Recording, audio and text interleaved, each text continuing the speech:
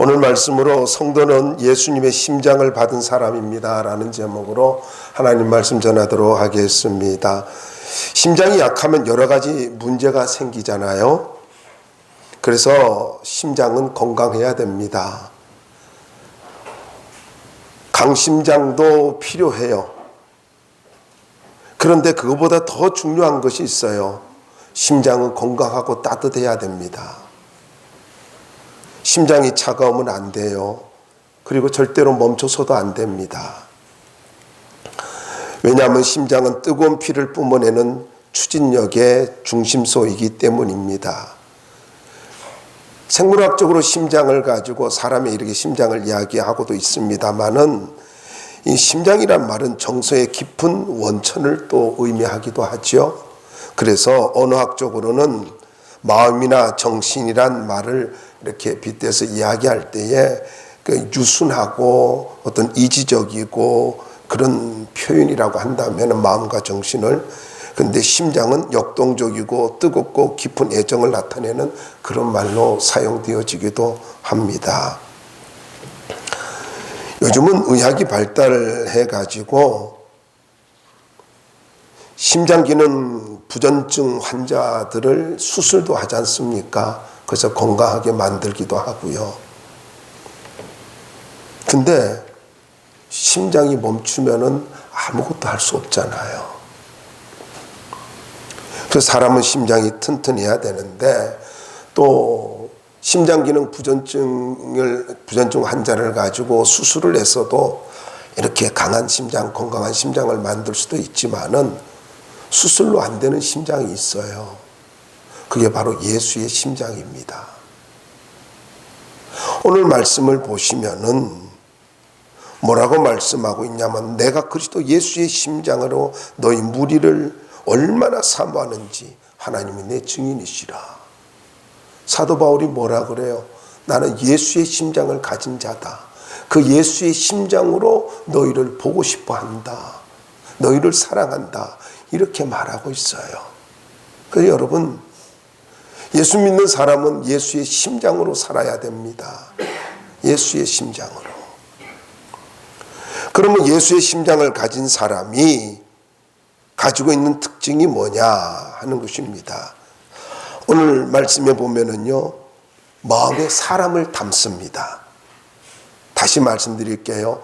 예수의 심장을 가진 사람의 특징은 사람을 마음에 담고 산다는 거예요. 품고 산다는 겁니다. 생각 속에 사람들이, 사도 바울의 생각 속에 빌립보 교회 성도가 있는 걸 말씀하고 있는데, 6절 말씀에 보면은 하나님께서 빌립보 교회 성도들을 통해서 위대한 일을 이루실 것을 기대하고 있습니다. 너희 속에 착한 일을 시작하시니가 그리스도 예수의 날까지 이루실 줄을 우리는 확신하노라. 기대감이 있어요.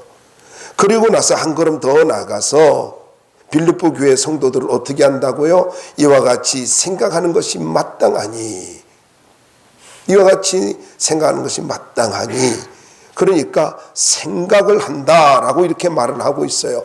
이 말은 생각이라고 하는 말은 프로네인이라고 하는 말인데, 이 말은 신약에서 26번 사용되어졌고 바울 서신에서 20번 사용되어졌습니다. 그런데 특별히 빌립보서에서 10번을 사용하고 있습니다. 이 말은, 생각이라고 하는 말은 흥미를 갖는다, 관심을 갖는다, 마음을 둔다, 열중하다라는 이런 뜻을 가지고 있습니다. 그러니까 지적인 생각뿐 아니라 애정과 관심을 갖는 마음의 상태를 이야기하고 있다라는 것입니다. 쉽게 말씀드릴게요. 막연하게 누구를 생각하는 것, 그게 아니라는 거예요. 충동적으로 생각하는 것도 아니라는 것입니다. 깊은 애정과 관심을 가지고 마음에 담는 것, 그걸 이야기하고 있어요. 어떻게 보면 우리로서는 감히 잘 생각이 안 될 수 있는 말이지요. 그런데 사도 바울의 마음속에는 언제나 빌립보 교회 성도들이 가슴에 담겨 있었다는 거예요. 또 다르게 말하면 빌립보 교회 성도들을 마음에 품고 살아가고 있었다라는 것입니다. 여러분, 빌립보 교회 성도들은 사도 바울에게 있어서 중요한 사람이었습니다. 중요한 사람들. 매우 이것이 우리가 깊이 생각해야 될 말인데, 목사와 성도가 어떤 관계가 되어야 하느냐 하면은요, 이렇게 중요한 관계가 되어야 합니다. 마음에 깊이 생각하는, 마음에 담고 있는. 그래서 어떤 성도가 건강한 성도냐, 행복한 성도냐, 어떤 목사가 행복한 목사냐 하면은요, 행복한 교회 목사가 행복한 목사가 아니라 마음에 담을 수 있는 성도가 있어야 돼요. 성도의 마음에 목사가 있고 목사의 마음에 성도가 있어야 된다고요. 이게 예수의 심장을 가진 사람들이에요. 마음이 있어야 된다고요. 근데 사람들은 어때요? 신앙생활을 하면서 어떤 이익의 도구로 생각해요. 어떻게든 이용하려고 합니다. 자기 이익을 위해서 이용하려고 그래요. 그래서 큰 교회 가가지고 사업을 하려고 하고 뭐 이렇게 뭐 그런 사람도 있지만은 안 그런 사람이 더 많죠. 근데 여러분 보세요. 이러면 얼마나 불행한 관계냐는 거예요. 얼마나 불행해요. 인간관계의 순수함이 없어지면은 잊지 마세요. 교회 안에서 인간관계의 성도 간의 관계에 이게 순수함이 없어지면 결국 자기가 불행해집니다. 자기가 불행해져요. 잊지 마십시오. 나의 이익을 위해서 신앙생활 하지 마십시오. 주님과의 관계를 위해서 신앙생활 하시기 바랍니다. 관계가 중요한 거예요. 이걸 조금 더 확대할까요? 하나님과의 관계가 좋으면은 사도 바울의 마음속에 빌립보 교회 성도들이 있듯이 예수님의 마음에 우리가 있다라는 거예요. 예수님 마음속에 내가 있어야 돼요. 그래서 주님이 기억할 수 있는 사람, 주님이 기억하고 싶은 사람, 주님이 기억하는 사람, 그런 사람으로 살아가야 된다라는 것입니다. 바울과 빌립보 교회 성도들은 서로를 향한 사랑으로 가득했습니다. 상황이 어때요? 빌립보 교회 성도들은요, 많은 환난이 있었어요. 극한 가난 가운데 있었어요. 그럼에도 불구하고 서로를 사랑했습니다. 여러분, 이런 사랑 속에 저들은 행복했고 기쁨이 넘쳤다라는 것입니다. 그래서 빌립보서의 주제가 기쁨이에요. 저는 이 빌립보서를 여행하면서 여러분들의 마음속에 기쁨으로 가득 찰 수 있기를 바랍니다. 항상 기뻐하라. 내가 다시 말하노니 기뻐하라. 이 말씀이 우리의 삶에 그대로 적용되어지기를 바랍니다. 그런데 이렇게 전인격적으로 사랑한 이유가 뭘까요? 여러분 7절 말씀을 보시면은 마음에 담고 있다라는 거죠. 마음에 담고 있는데 이걸 다르게 말하면은 빌립보 교회 성도들을 향한 뜨거운 사랑이 있었다라는 것입니다. 여기 마음이라고 하는 카르디아라는 말이 있잖아요. 이 마음이라고 하는 말은 쉽게 말씀드리면요, 이게 원어적으로 이야기하면 헬라어로는요, 동물의 몸속에 있는 혈액순환의 중심이 되는 기관, 뭐 이렇게 했습니다. 그래서 보면은 뭐 창자, 뭐 여러 가지로 이야기를 해요. 내장, 뭐 이렇게 이야기를 하고 뭐 그러는데, 여러분 여기 말씀에서 이거를 생명의 자소인 심장이라는 의미로도 사용되어지고 있습니다. 근데 보편적으로 어떤 말로 쓰여지냐면은 정신적 자소 이렇게 표현을 하고 있어요. 그래서 뭐 신약에서는 감정이나 욕망의 자리, 그리고 사고와 이해의 자리, 의지의 자리, 하나님을 향해 가는 신앙 중심의 중심지라고 이렇게 여러 가지로 표현을 하고 있습니다만은요, 여러분 이 마음 가장 하나님 앞에서 우리가 이 마음이라고 하는 것은 하나님을 찾아가는 매우 중요한 그러한 좌소다, 본성이다, 이렇게 이야기할 수가 있다라는 것입니다. 여러분, 빌립보 교회 성도들은 조금 전에도 말씀드렸지만 매우 어려운 가운데 있었어요. 환경적으로도 좋지 않았고 경제적으로도 좋지 않았어요. 그럼에도 불구하고 저들은 정말 사도 바울을 뜨겁게 사랑했어요. 왜요? 서로가 마음이 있었기 때문에.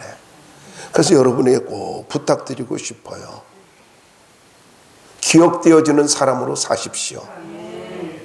마음에 담겨지는 사람으로 사십시오. 악한 모습이 아니라, 부정적인 모습이 아니라 예수의 심장을 가진 사람의 모습으로 담겨질 수 있고 그렇게 남을 수 있기를 바라요. 기도할 때 꼭 기도해 주고 싶고, 기도할 때 너무나 고마운 사람으로 생각되어지고, 기도할 때 저 사람이 어려우면은 목사가 가슴을 찢는 그런 아픔으로 기도해 줄 수 있는 사람, 성도가 잘 될 때에, 중보기도 할 때에 잘 되고 있으면 중보기도 할 때 하나님 나를 축복해 준 것 같이 저 사람을 축복해 주셔서 너무너무 감사하다고, 내가 축복받은 것처럼 그렇게 기뻐서 하나님 앞에 감사의 기도를 할 수 있는 사람, 그런 사람으로 살 수 있기를 바랍니다.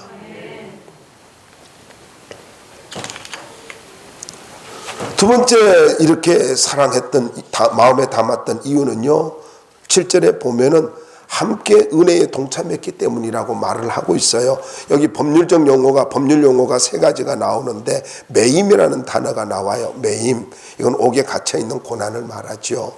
그리고 변명함이라는 말은 복음을 무너뜨리려고 하는 그런 악한 세력들, 이단 세력들, 율법주의자들이죠. 이런 자들에게 이렇게 복음을 가지고 지키기 위해서 그렇게 설명하는 거, 이걸 이야기하고 있어요. 이걸 가장 잘 보여주고 있는 성경이요, 갈라디아서입니다. 요즘 새벽에 갈라디아서 하듯이요, 그 갈라디아서 내용이 그거예요. 복음을 변호하는 거, 변증하는 거, 그겁니다. 다음에 확정함이라는 단어가 있죠. 이건 복음을 적극적으로 선포하는 것을 이야기하고 있습니다. 여기에 대해서 가장 잘 보여주고 있는 것은 로마서입니다. 어쨌든요, 여러분 이 말씀에 보면은 사도 바울이 빌립보 교회 성도들에게 함께 참여한 자가 되었다라고 이렇게 표현하고 있어요. 이 말은 다르게 말하면 공동 참여자라는 뜻이거든요. 공동 참여자. 그러니까 빌립보 교회 성도들이 어려운 중에도 헌금을 해주고 기도를 해주고 격려를 해준 것에 대해서 사도 바울이 뭐라고 말하고 했냐면은 너희들은 은혜에 참여한 자다. 다르게 말하면은 너희들은 복음의 동력자들이다. 이렇게 이야기하고 있어요. 그러면 이런 말이 돼요. 여러분, 기도와 헌신은 복음의 동력자의 삶을 사는 것과 같다. 이렇게 이야기할 수 있어요. 더 쉽게 말씀드릴게요. 우리가 성경금을 해요. 그리고 기도해드려요. 내가 비록 캄보디아를 가지 않아요. 내가 비록 아프리카를 가지 않아요. 그런데 우리가 선교하고 그리고 물질을 보내고 기도하고 그러면은 우리가 뭐라는 거예요? 복음의 동력자가 된다는 거예요. 아프리카 차드에서 목사님이 가끔 문자가 옵니다. 또 카톡으로도 오고 메일로도 오고 그래요. 너무너무 고맙대요. 너무너무 고맙대요. 여러분, 이런 복음의 동력자, 자, 아주 협의적으로 이야기하면요, 교회 안에서 내가 제대로 성도의 의무를 다하고 기도를 하면은 그 사람이 뭐라는 거예요? 목회자의 동력자라는 거예요. 지난번에 말씀드렸잖아요. 기도하는 자가 동력자입니다. 기도하는 자가 동력자예요. 주일학교를 위해서 기도하면 주일학교의 동력자입니다. 학생 청년부를 위해서 기도하고 또한 헌신을 하면은 바로 학생 청년부의 동력자입니다. 교회를 위해서 헌신하고 기도하면은 그 사람이 교회의 목사의 동력자라는 거예요. 여러분, 동력자로 살기 바랍니다. 이게 가치 있는 인생이에요. 손님으로 살지 마세요. 기억도 되지 않는 사람으로 살지 마세요. 하나님이 기억하는 사람으로 살 수 있기를 바랍니다. 목사의 가슴에 담겨지는 사람, 성도의 가슴에 담겨지는 목회자, 그렇게 살아야 되는 거예요. 더 나아가서 8절을 보면은 예수의 심장을 가진 사람은 사람을 사모한다라는 것입니다. 사모한다는 말이 무슨 말이냐? 한번 8절을 보세요. 8절 보시면은 내가 예수 그리스도의 심장으로 너희 무리를 어떻게 사모하는지 내 증인이, 하나님이 내 증인이시니라. 현대인의 성경은 이렇게 번역했어요. 여러분을 얼마나 그리워하는지 하나님이 내 증인이십니다. 근데 이 사모한다라는 말은 국어사전에는 그리워한다, 우러러 받든다 이런 말인데, 근데 헬라어로 이 사모한다라는 말은요, 열심히 원하다, 간절히 바라다, 애정을 가지다라는 그런 뜻입니다. 그런데 이것이 지속적 상태를 나타내는 현재형입니다. 그러니까 그냥 한번 보고 싶었다 이게 아니에요. 계속해서 보고 싶었다는 거예요. 계속해서 간절한 마음으로 그리스도 안에서 보고 싶은 사람이었다는 거예요. 여러분 한번 보세요. 정말로 사랑하면 어때요? 보고 싶잖아요.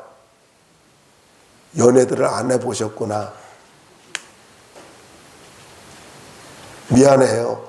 저는요, 우리 집사람이 너무 좋아가지고요, 집사람이 퇴근한 병원을 찾아가서 병원을 그 밤에 한참 쳐다보다 혼자 걸어왔어요. 없는 걸 알아요. 없는 걸 아는데 오늘 저기서 근무했겠지? 그리고 또 내일도 저곳에서 근무하겠지? 그리고 기도해주고 혼자서 이렇게 기도해주고는 그리고 또 갔어요. 그러다 차 끊겨가지고 또 걸어갔어요. 약간은 미쳤죠 뭐. 보고 싶은 거예요.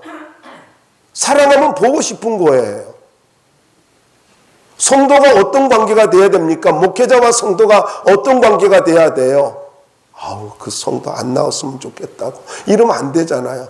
실제로 이런 일이 있더라고요.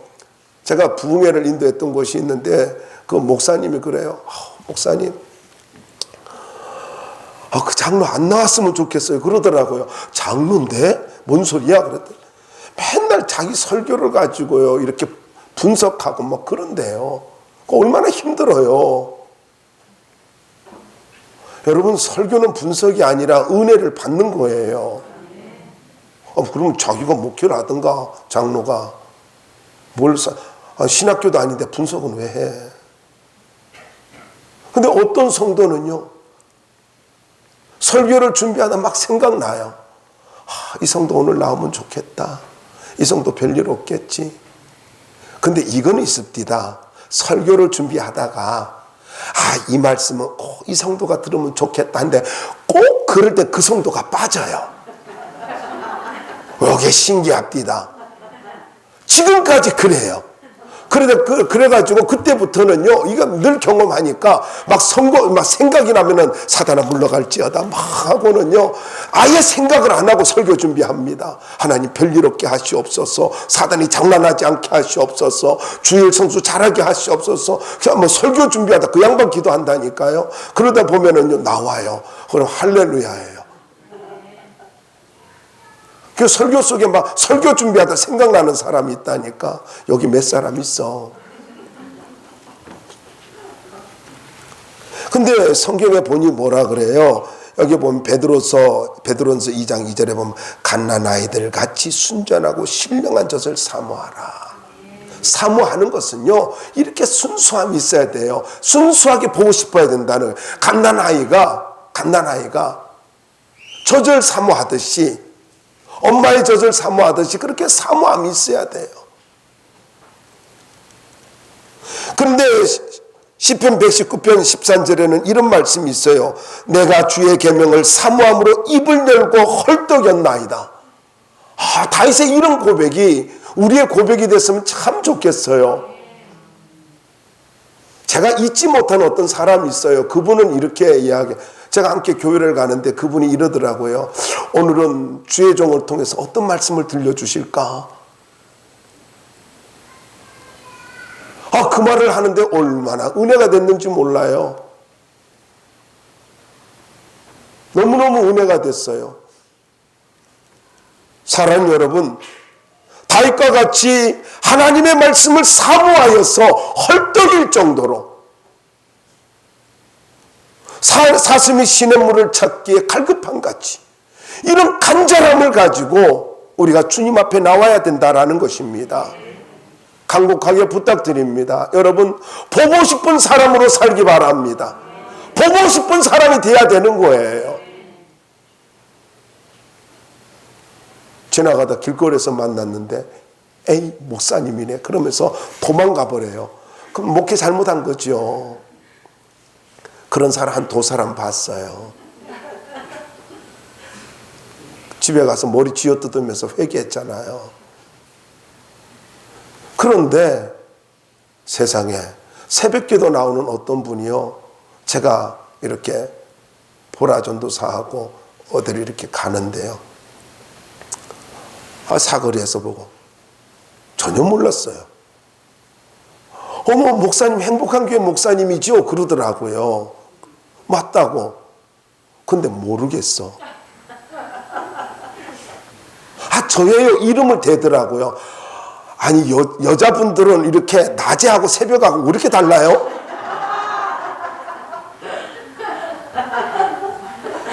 새벽하고 낮하고 좀 똑같았으면 좋겠어.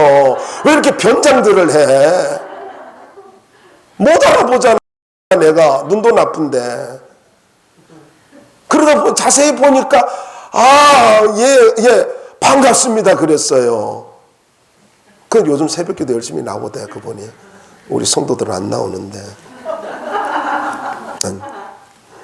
여러분, 이렇게 좀 보고 싶은 사람이 돼야 되는데, 조금 더 말씀드릴게요. 여기 시편 107편 9절에 보면은 너무 중요한 말씀, 이거 찾아봐요. 시편 107편 9절입니다. 이건 팁이에요. 시편 107편 9절입니다. 함께 봉독합시다. 시작.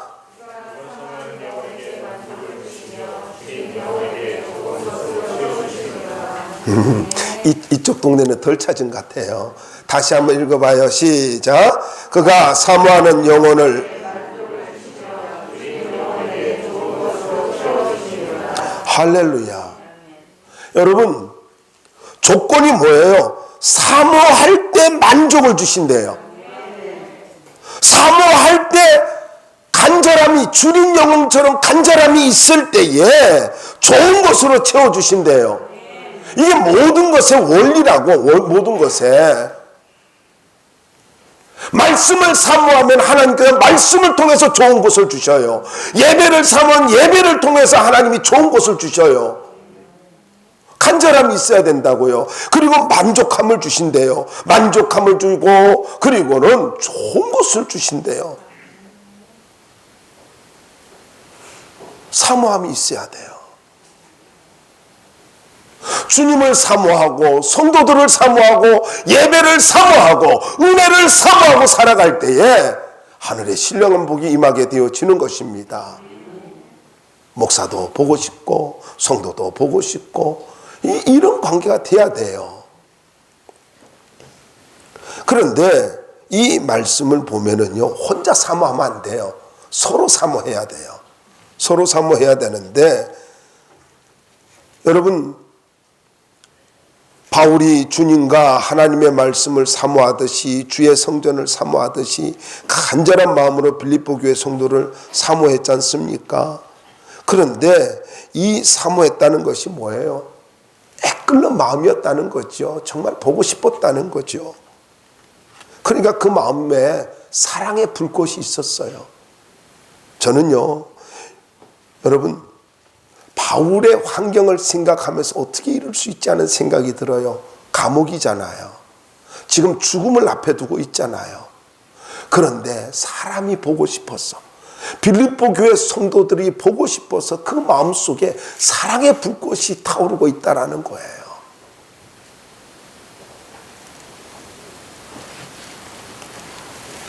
여러분,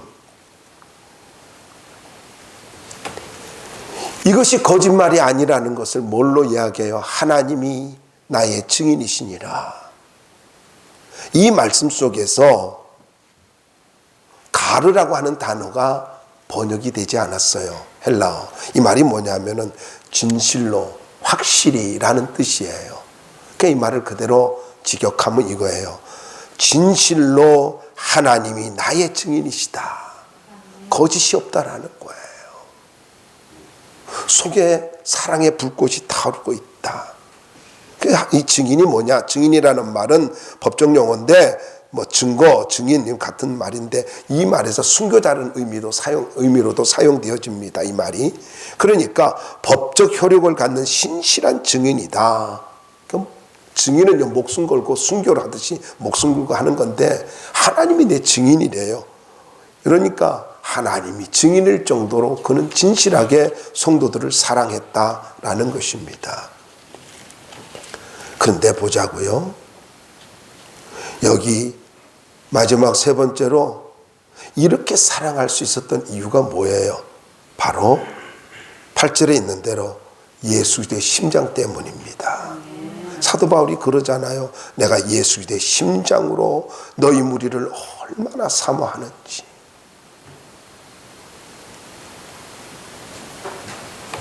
여러분, 예수 그리스도의 심장, 도대체 이게 뭐예요?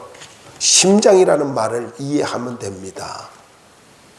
이 심장이라고 하는 말은 아까도 말씀드렸지만은 내장 전체를 나타내는 말이기도 해요.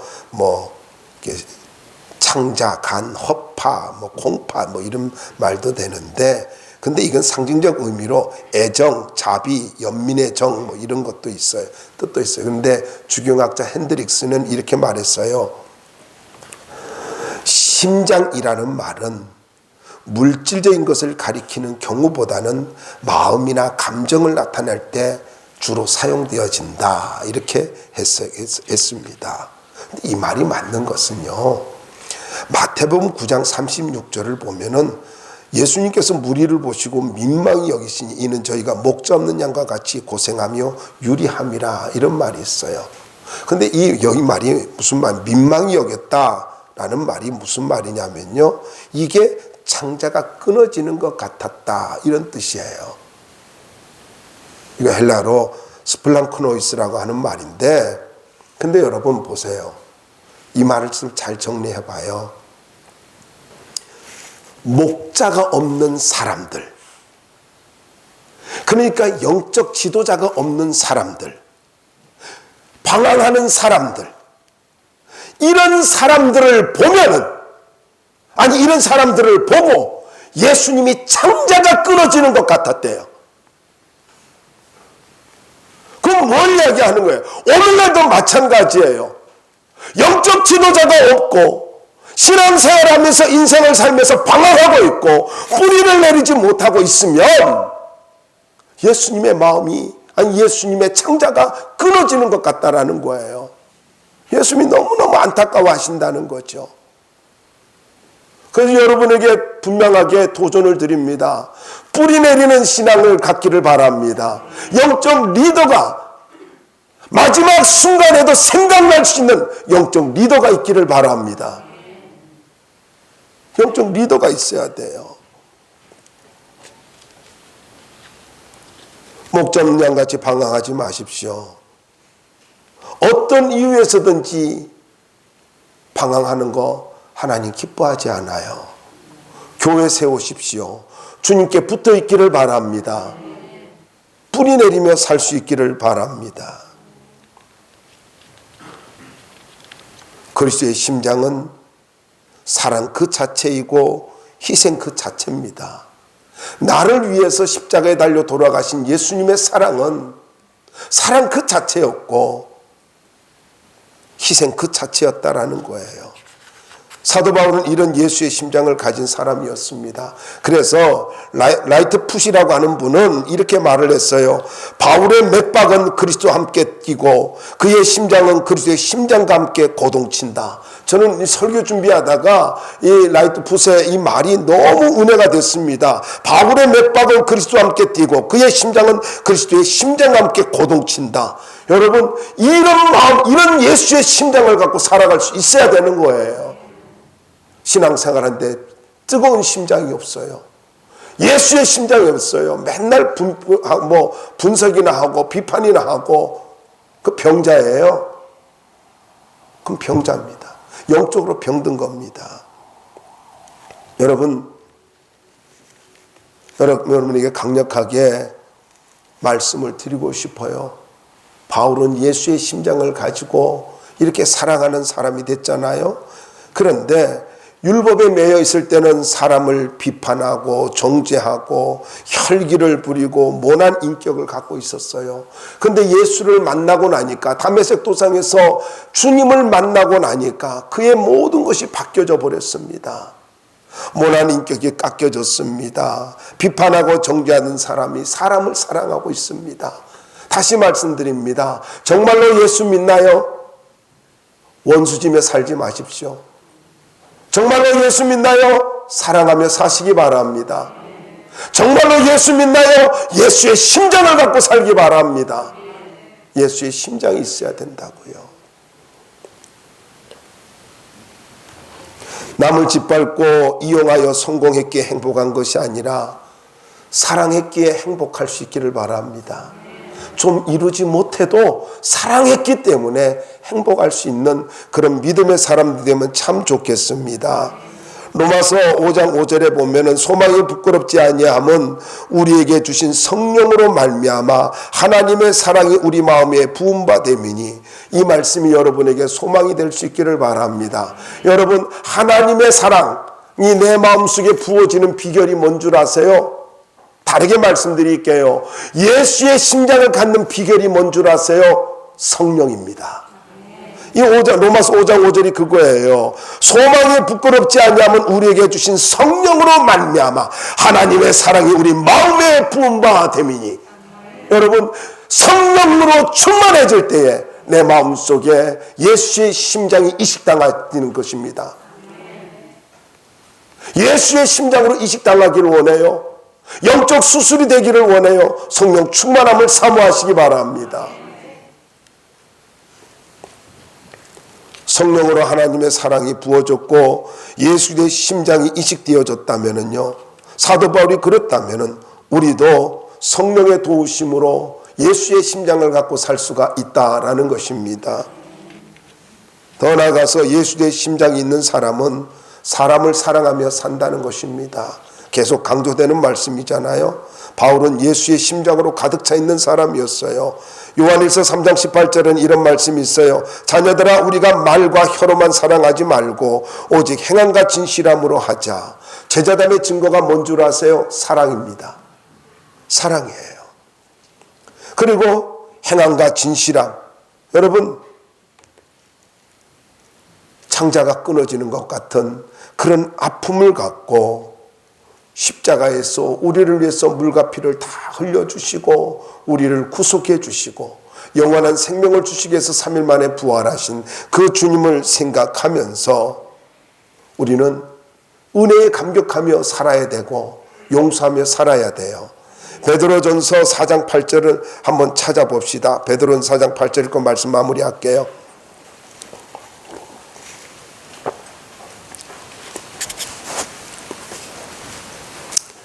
베드로전서 4장 8절입니다. 함께 봉독해 봅시다. 시작.